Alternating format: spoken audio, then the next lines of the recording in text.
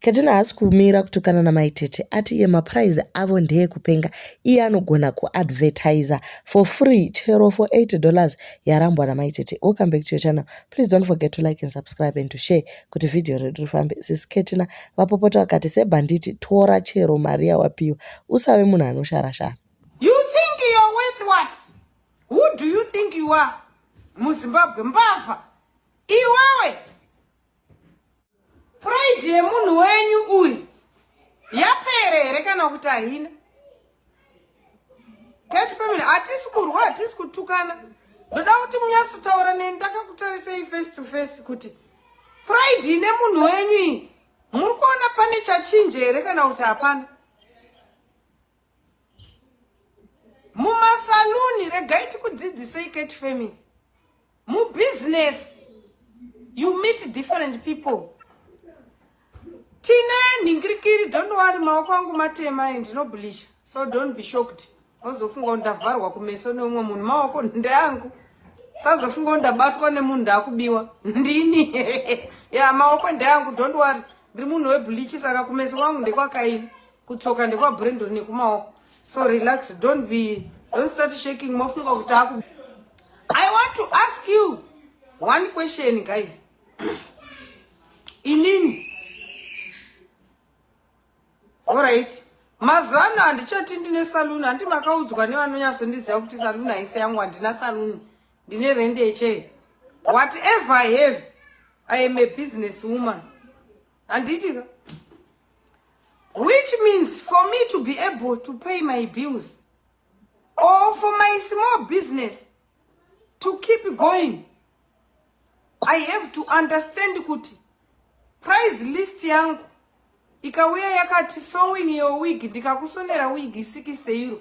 I should understand kuti kune munhu anosvika achindipa, ndikamudza kuti 60 anondipa 70, ndikamudza kuti 60 achati ndine 40, ndikamudza kuti 60 achati ndine 20.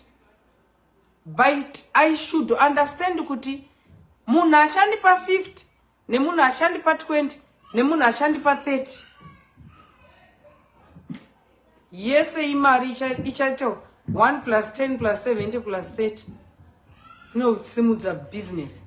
Ende munhu achatanga uya ne20 but paachauya next time anenge akuziya proper place. You think you're worth what?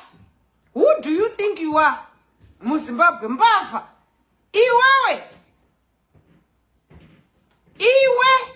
Iwe kamuchachi. Mapraise ako ende kumama isiri kutozvita mahara zvinjezvi for free. Yeah.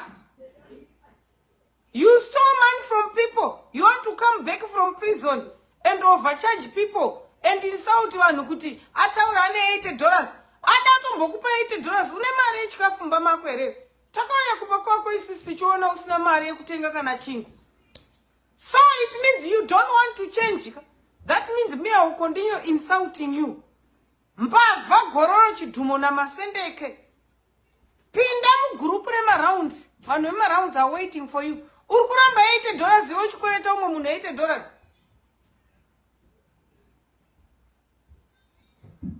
Thief! Ashawa kuna akadhawa mbavha gororo. Yakatora mari dzavanhu ikanoba Ketty kuma.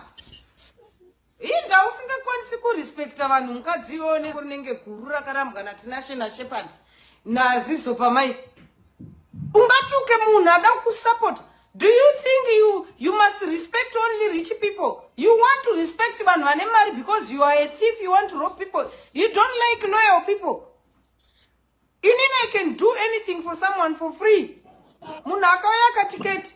Ndiri follower yako but ndiri kumusha kubwera. Ndoziva kuti unochaja 100 but handina ndine 20.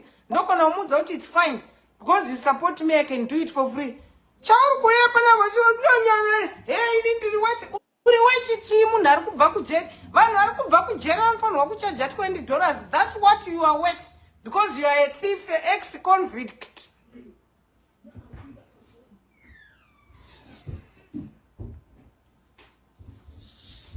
Humble yourself down. Diri rako iro rekuda kuzvononga uri padenga hausi padenga. Kana takutarisa mhosva nataira vatori better than you because havana history yekutsotsa. First of for vanhu vakutya kuadvertiserwa newe because wakaguma wabira vanhu mashopu kaiwewe nezvinhu zvawainzi waadvertise. Wakapuwa magonyeti ekuadvertise ukavaba. Ungarambe $80.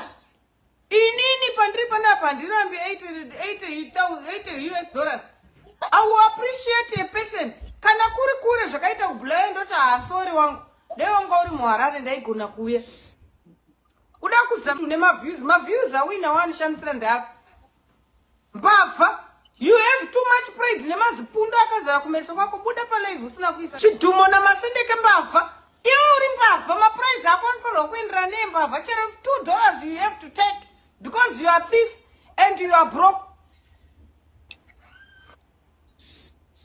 Ini manje inini namazepe nasamazi nevamwe andowira nawo we do it for free. Vada kuadvertiserwa wendi kuadvertiserei for free. Kupeji rangu kuskiti kuchi. You want to charge? Kucharge skiti 1,500. Imi guys musabirwe mari nembavha iyi. Uda kupedza nhamo dzako dzezvikwereti zvawakaisa nemeche. Nezvikwereti zvako nemari yevanhu. Unabhadharisa munhu skiti Zuckerberg anobhadhara mari paskiti. Skiti 1 inogona kupinza $10, $15, $20.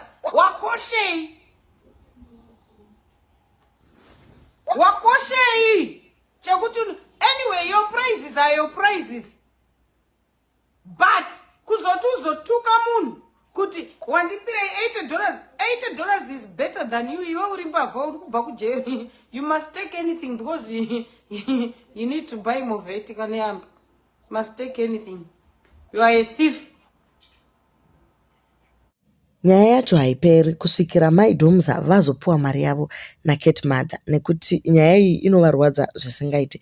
Vari kuramba vachitaurira on behalf of vamwe vanhu vanga vari muraundi.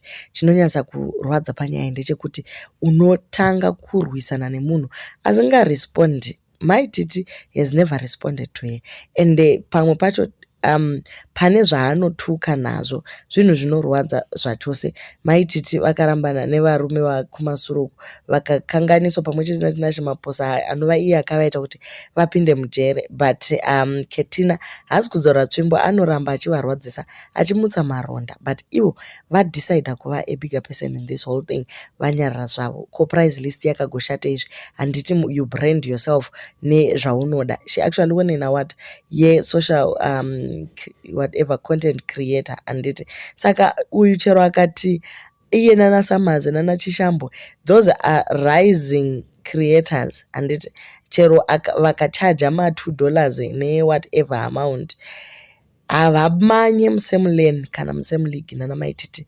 VanaMaitt vanhu vatova well established, saka Ketina rungoti aiwa ndarwadziwa chaizvo. And kudzoka kwakaita Maitt vachisvika vachitora mastars mumastreets zvinova zvinhu zvakarwadza, but zvisinei Ketina anongorirawo mumastreets, asi ngaarege Maitt vachaje maprices avo kuti vagogona kubhadhara zvikwereti.